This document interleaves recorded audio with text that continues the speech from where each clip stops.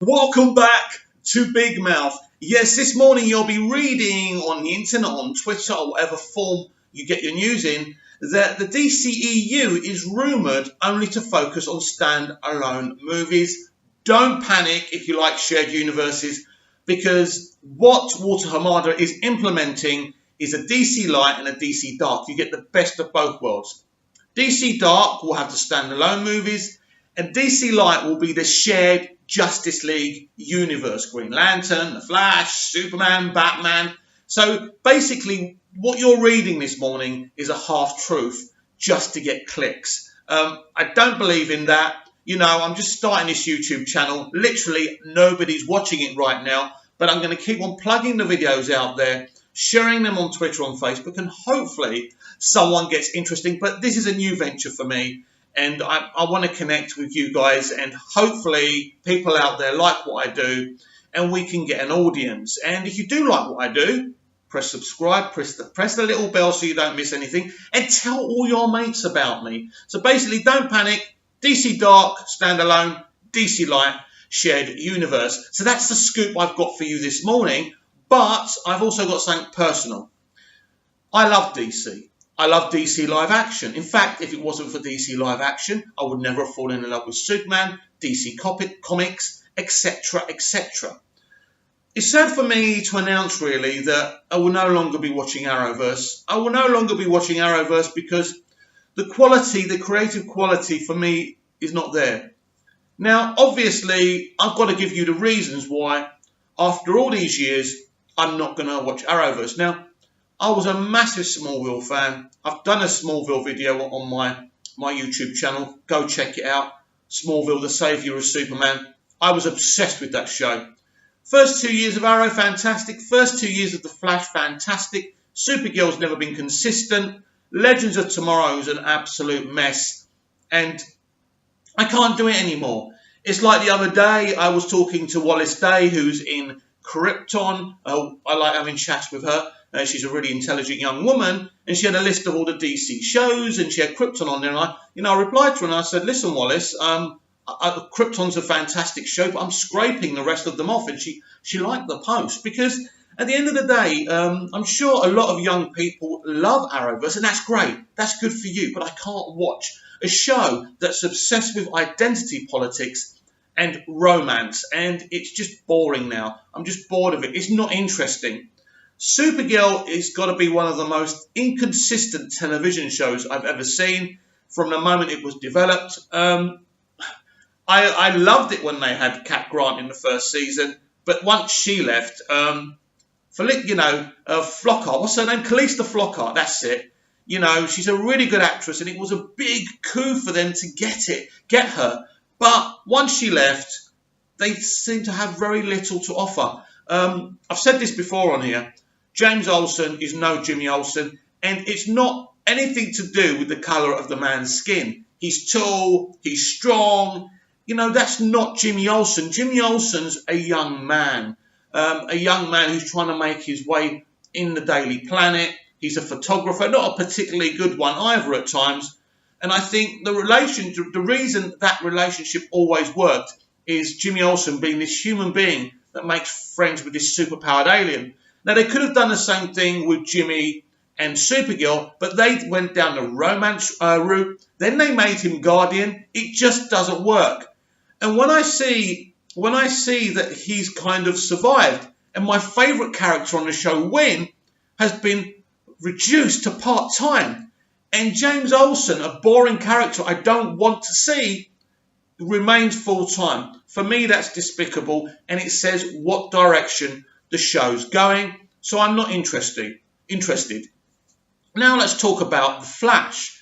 The Flash was a fantastic show for 2 seasons. I love Grant. I loved what they did with it. But once I think Jeff Johns walked away from the development, it started to sink into typical CW territory. And now it's about romance, it's about cheap laughs. I'm bored. So I'm scraping that too.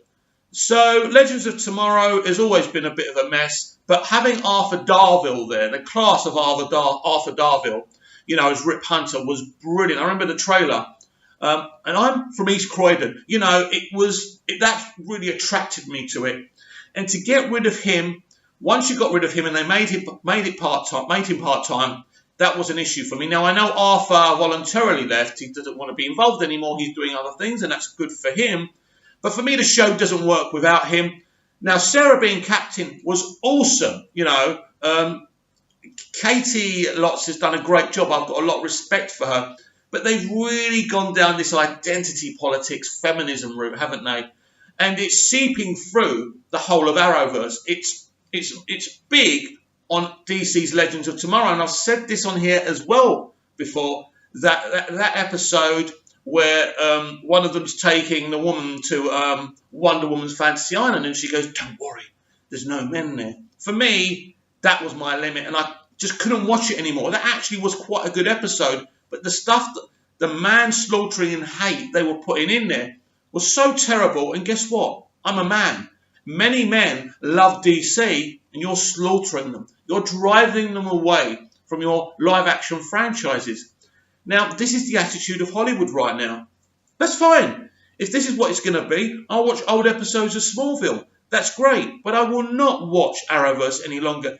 Now, interestingly, Arrow had a terrible third and fourth year, but actually 5 and 6 were pretty good. So I'm not actually sure if I'm going to stop watching that, but the rest of them I've got no time for. I've got no time for the crossovers, because whatever they say they're going to do, yes, I know they're doing Batgirl, but they'll fuck her up. They'll make her all CW, you know, walking around with some tight leather, bending over, you know, cleavage hanging. You know, I'm not interested in who she's obviously going to fall in love with someone in current Arrowverse, because that's the only language the CW's audience understand.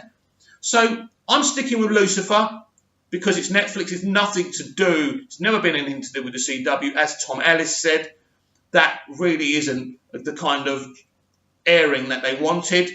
Well done, Tom. And I'll be doing a video about Lucifer some point in the future because I think it's brilliant. And Krypton is fantastic. It's the Doomsday from the comics. We've got an awesome General Zod. And Cameron Cuff is absolutely fantastic. And Cameron, the guy running the show, has done such a great job with it as well. So I'll be sticking with that. That's 2 DC shows. 2 DC shows.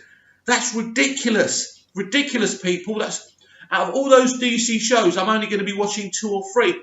Because basically, the network running Arrowverse think it's fine just to appeal to young women and just drive the guys away. How's that a business? Do you imagine walking into a shop and saying, right, we only want young females to buy our Coca-Cola?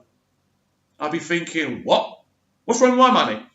And this is the problem. The problem is with network TV, especially in America, the sponsors are obsessed with young people with disposable incomes. And they dictate what happens to the network. And this is the problem. Once you go down that direction, this is why streaming is winning the war out in America and network television is dying. Because Netflix don't have to listen to sponsors. Amazon Video don't have to listen to sponsors. But network television does, because that's where it gets its money to fund the TV shows. And that's where they make a lot of money for their profits as well. So this is the problem with network television. This is why it's dying, because streaming is just a better idea for creativity, because you're independently free to do what you want within your streaming service, rather than being a prisoner and a slave to a fat cat company that just wants to make a bunch of money on the back of your product. It doesn't really care if your product's good or bad, as long as people are coming in. And it's just about the numbers that they can get watching the ads. Do you know what I mean? So this is the problem with that. So I might keep with Arrow, but the rest of them, I'm done with them. It's very sad for me because I love DC. I want DC TV shows to be awesome, but unfortunately, DC TV shows on the CW are not awesome. And you could even see the beginning of this once CW took over WB, once Alan Miles left Smallville, because of the CW's involvement and insistence of being a channel for young women. So the warnings were there from the very beginning. It's a very sad thing for me. Just remember what I said at the top of the show, is DCEU is not just going to be a stringent standalone movie verse. DC Dark Standalone, DC Light, shared. We'll speak again. Stay DC.